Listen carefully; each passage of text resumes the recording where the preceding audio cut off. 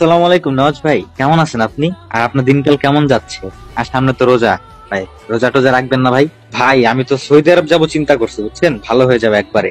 আল্লাহ, তুই আমার নেওয়াজ ভাই কইছস? ভাই আমার কপাল, তুই ভালোই আছেইবি। আল্লাহ, আজকে তো আমি গর্বে গর্ববতী। আজকে তো আমি গর্বে গর্বিত হয়ে গেছি। আল্লাহ, তুই আমার নেওয়াজ ভাই কইছস, তুই ভালোই আছেইবি। আল্লাহ রে আল্লাহ। হ্যাঁ নওয়াজ ভাই, আমি ভালো হয়ে যাব, আমি অনেক চেঞ্জ হয়ে যাব, সোনাই পিংও করবো না, সবকিছু থেকে বের হয়ে যাব। ও আচ্ছা, যাই হোক ভাই। এই ভাই, আমার একটা ছোট বোনে জয়েন দিতেছে, নিলাম। হ্যাঁ, তবা তবা তবা, আস্তাগফিরুল্লাহ, নেন নেন। ছি ছি ছি ভাইয়া, ইস হারাম ভাইয়া, ওর ড্রেসটা একটু চেঞ্জ করতে বলেন।